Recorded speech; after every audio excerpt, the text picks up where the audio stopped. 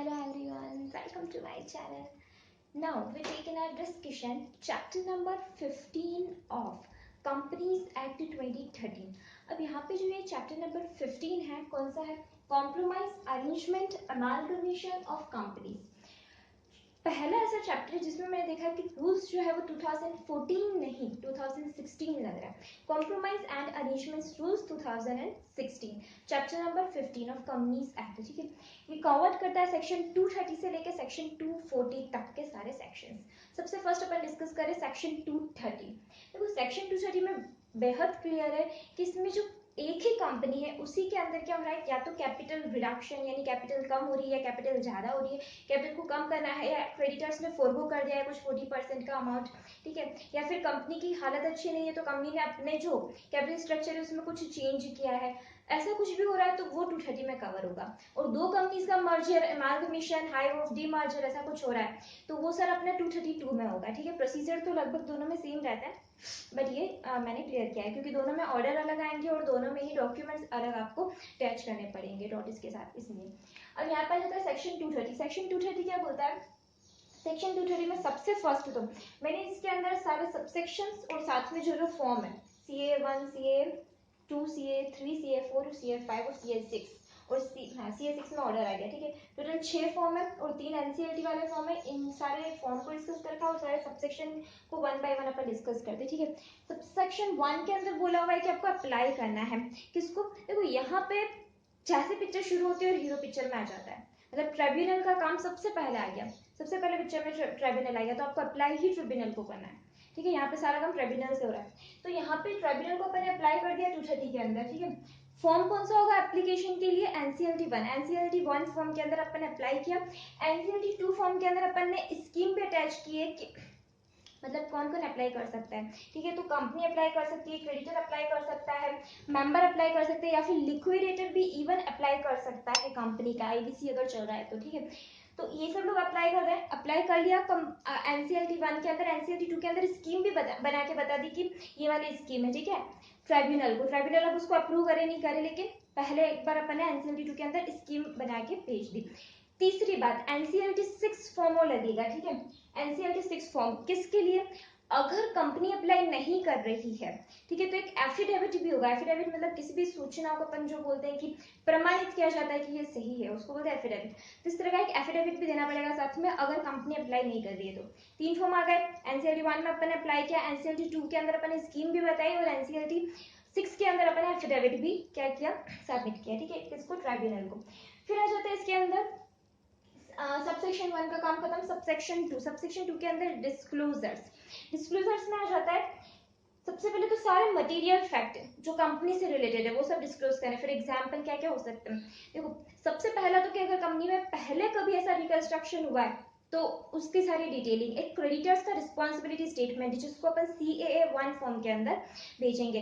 दूसरा liquidity, company की जो लिक्विडिटी पोजीशन है वो सारा, वैल्यूएशन रिपोर्ट शेयर की, प्रॉपर्टीज की, या फिर जितने भी कंपनी के पास में एसेट्स वगैरह हैं उन सब की वैल्यूएशन रिपोर्ट। ठीक है, एक रजिस्टर्ड वैल्यूअर से वैल्यू करवा के भेज दो। एक लेटेस्ट ऑडिटेड फाइनेंशियल स्टेटमेंट, ठीक है, कंपनी के, और साथ में लेटेस्ट फाइनेंशियल पोजीशंस, तो ये सर आपको क्या करना है, भेजना है। फिर रिडक्शन ऑफ द शेयर्स अगर पहले कभी हुआ है वगैरह तो। ठीक है, और वैल्यूएशन रिपोर्ट में बोल चुकी हूँ, कॉर्पोरेट डेब्ट रिस्ट्रक्चरिंग, CA1 के अंदर क्रेडिटर्स रिस्पॉन्सिबिलिटी स्टेटमेंट, तो ये सर आपको क्या करना है, नोटिस के साथ अटैच करना है, डिस्क्लोज करना है।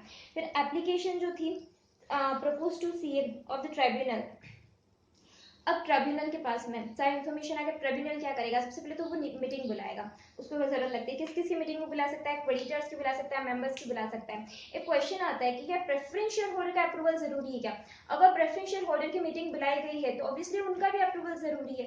ठीक है, तो इसके अंदर ट्रिब्यूनल क्या करेगा, मीटिंग बुलाएगा। तो अपन आ जाते हैं सबसेक्शन 3 के अंदर। सबसेक्शन 3 के अंदर अब ट्रिब्यूनल ने क्या क्या नोटिस भेजा है, तो नोटिस किस तरह से भेज सकते हैं, ईमेल के थ्रू भेज सकते हैं, हैंड डिलीवरी के थ्रू भेज सकते हैं, या फिर और मतलब जो भी अपने ये सारा जो मीटिंग वगैरह करेगा या बोर्ड मीटिंग में अपन ने देखा था ना, नोटिस के अंदर प्रॉक्सी 48 आवर्स पहले बताएगा, वो सारी चीजें वेबसाइट पे भी आपको नोटिस लिखना है, न्यूज़पेपर के अंदर भी आपको बताना पड़ेगा, 2 न्यूज़पेपर, इंग्लिश न्यूज़पेपर और लोकल न्यूज़पेपर वर्नाक्युलर बोलते हैं, ठीक है, तो उसमें भी आपको नोटिस एडवर्टीजमेंट देना पड़ेगा किस कंपनी का।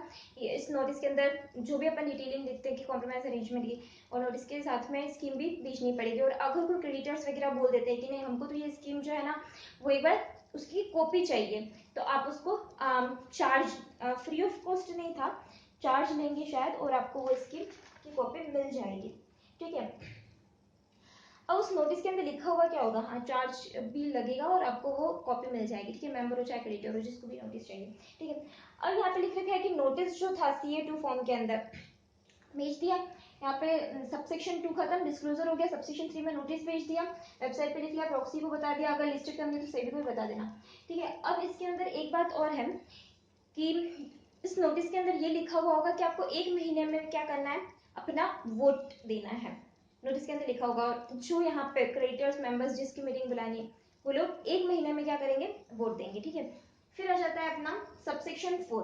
देखो सबसेक्शन 4 में क्या बोला है कि किसी को अगर ऑब्जेक्शन होता है तो क्या करे, स्कीम से सभी लोग तो खुश होंगे नहीं, कोई ना कोई तो होगा जिसको ऑब्जेक्शन होगा, तो अगर 10% से ज्यादा 10% से ज्यादा जिसने डेप्ट हेल्ड कर रखे हैं टोटल डेप्ट का, या फिर 10% से ज्यादा जिसने शेयर कैपिटल हेल्ड कर रखी टोटल शेयर कैपिटल की, और 5% से ज्यादा जिसने डेप्ट हेल्ड कर रखी टोटल डेप्ट का, तो वो लोग अप्लाई कर सकते हैं अगर ऑब्जेक्शन होता है तो, ठीक है। ये लिखा हुआ था सबसेक्शन 4 के अंदर। फिर सबसेक्शन 5 में लास्ट में सबसेक्शन को लर्न करने का एक थोड़ा टेक्निक भी बता दूंगी, और फॉर्म कितने टोटल वो भी लास्ट में बता दूंगी।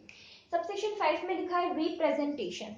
रिप्रेजेंटेशन किससे मंगा रहे हैं, अब यहाँ पे क्या करें कि अप्रूवल के लिए अपन ने क्या किया, मीटिंग बुला ली, मीटिंग के अंदर अप्रूवल कैसे होगा वो भी अपने को सबसेक्शन 6 में देखेंगे अपन, ठीक है। अभी अपन देखते हैं कि रिप्रेजेंटेशन या तो सेबी से, सीजी से, आईटी अथॉरिटी से, और अपन जो भी बड़ी बड़ी अथॉरिटी से, सेंट्रल गवर्नमेंट हो सकता है, इनकम टैक्स अथॉरिटी हो सकती है, अदर जो इंडायरेक्ट टैक्सेस की अथॉरिटीज हो सकती है, जो अगर लिस्टेड कंपनी है तो सेबी हो सकता है, इन सबसे आपको क्या रिप्रेजेंटेशन मंगाना है, ठीक है। अब ये लोग जो है वो 30 दिन के अंदर रिप्रेजेंटेशन अपना फाइल करेंगे, मतलब इन लोगों को इस पूरी स्कीम के ऊपर कुछ कहना होगा तो वो कहेंगे, ठीक है, 30 डेज में। और CA3 फॉर्म के अंदर अपन इनसे रिप्रेजेंटेशन मंगाएंगे, ठीक है, सबसेक्शन 5 में लिखा हुआ है। अब सबसेक्शन 6 के अंदर अप्रूवल इसमें लिख रखा है कि जो भी मीटिंग होती है उसके अंदर 75% टू वैल्यू और 50% इन नंबर एग्रीड करने चाहिए, या तो मेंबर्स या क्रेडिटर्स या फिर जो भी प्रेफरेंस शेयर होल्डर है या इक्विटी शेयर होल्डर है, ठीक है। तो देखो 50% मेजॉरिटी का क्या मतलब होता है, 50% मेजॉरिटी दैट मीन्स अगर 100 मेंबर है तो 50 से ज्यादा मेंबर है, 50 से ज्यादा मेंबर जो है वो क्या एग्रीड होने चाहिए। अच्छा, फिर इसमें अपने को क्वेश्चन के अंदर ऐसा दे रखा होगा कि 200 मेंबर है, ठीक है, जिन्होंने कितना हेल्ड कर रखा है कंपनी में, 4 लाख, 200 टोटल मेंबर है और टोटल 2 लाख की अपनी शेयर कैपिटल है, ठीक है। अब इसमें लिख रखा होगा कि 70 मेंबर है, अब देखो टोटल 200 मेंबर है, दिख रहा है ना, जिन्होंने 4 लाख हेल्ड कर रखा है, 70 मेंबर्स है जिन्होंने 3 लाख, इसमें से टोटल 200, जिसमें से 70 मेंबर्स के पास 3 लाख के, और बचे हुए 130 मेंबर्स के पास में बचा हुआ 1 लाख है, और ये 70 मेंबर्स हाँ कर रहे हैं, तो क्या ये 50% वाला क्राइटेरिया फुलफिल हो गया क्या, 50% वाला क्राइटेरिया फुलफिल नहीं हुआ, मतलब नंबर में 50% से ज्यादा नहीं हुए, भले इन्होंने 4 से 3 लाख मतलब कि 75% वैल्यू तो इन्होंने होल्ड कर रखी, ठीक है,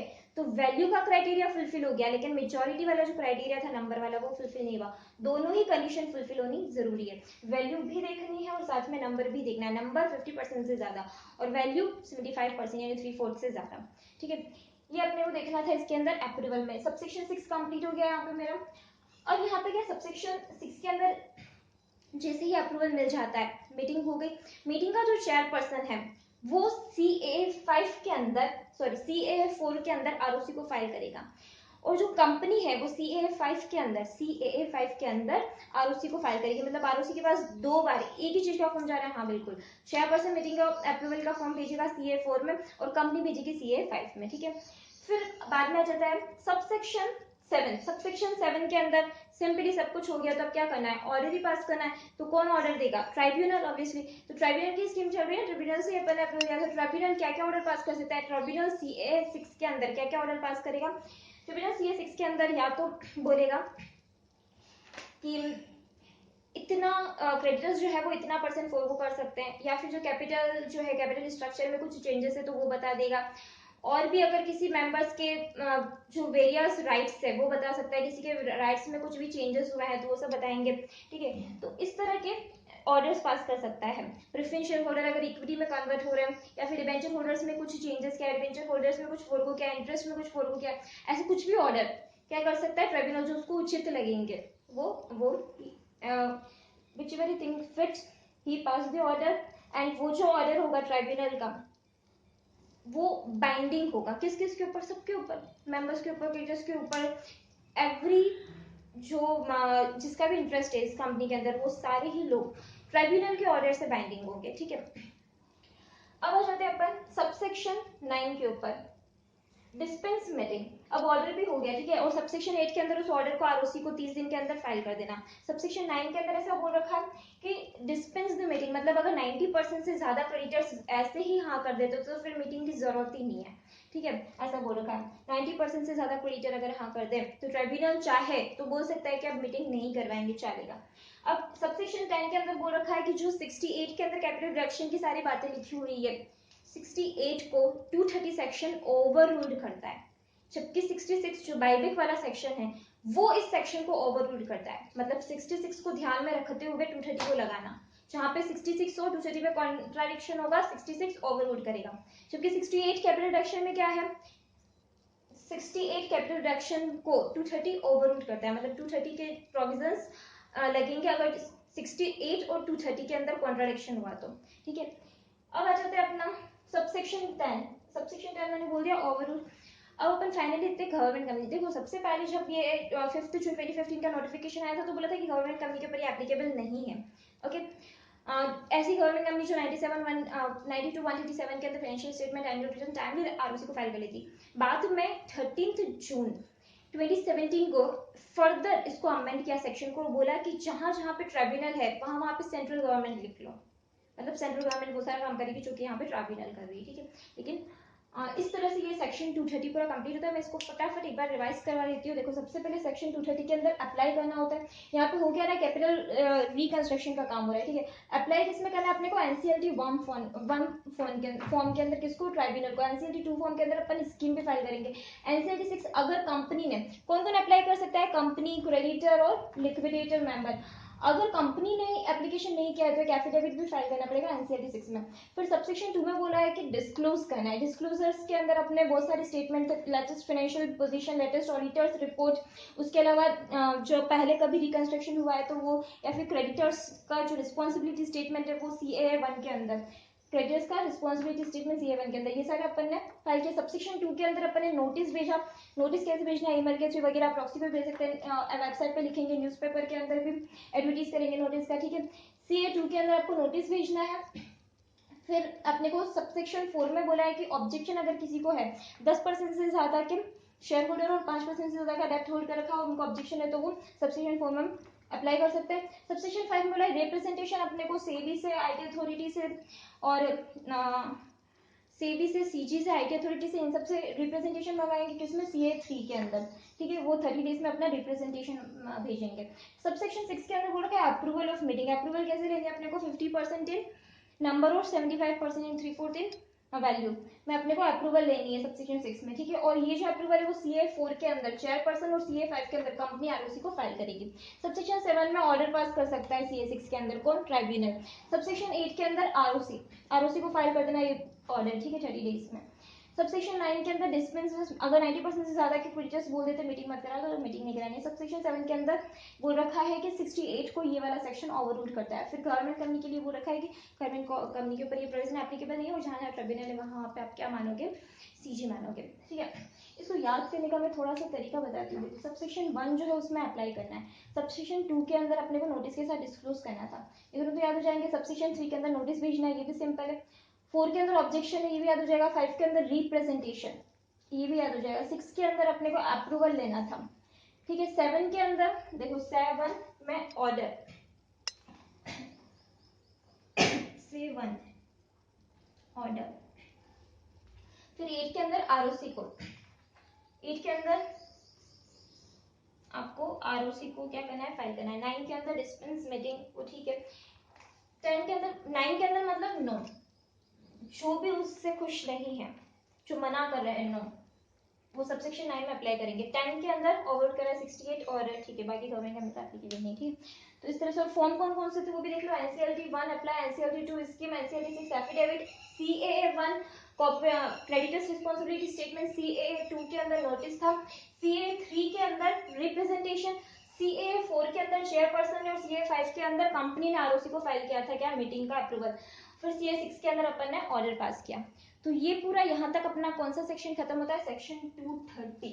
अब अपन आ जाते हैं सेक्शन 231। सेक्शन 231 तो बहुत ही इजी है, उसके अंदर कुछ भी नहीं है। उसमें लिख रखा है कि अगर ये सारी स्कीम जो है ट्रिब्यूनल ने डायरेक्शन दी और अगर डायरेक्शन कंप्लाई नहीं की या किसी भी वजह से डायरेक्शन देने के बाद भी वो जो इम्प्रैक्टिकल हो रहा है उसका, कंपनी का क्या करना, रिकंस्ट्रक्शन करना, क्योंकि कंपनी लॉसेस में चल रही है तभी उसकी कैपिटल का रिकंस्ट्रक्शन होगा।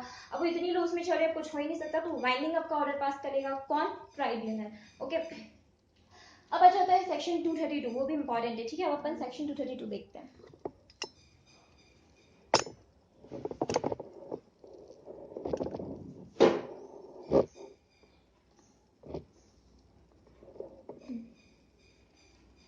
Section 232 subsection 1। देखो सेक्शन 232 के अंदर जो नोटिस भेजना था, जो मीटिंग बनानी थी, जो अप्रूवल्स लेने थे, जो एडवर्टीज करना था, वेबसाइट पे लिखना था, एवरीथिंग इज सेम।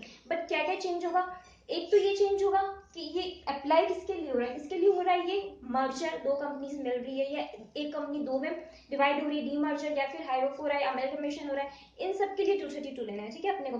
अब इसके अंदर जो डिस्क्लोजर्स और क्या चेंज होगा, आरओसी ने डिस्क्लोजर्स चेंज होगा और दूसरा जो ऑर्डर पास किया ट्राइब्यूनल ने, वो दोनों चेंज होंगे, ठीक है।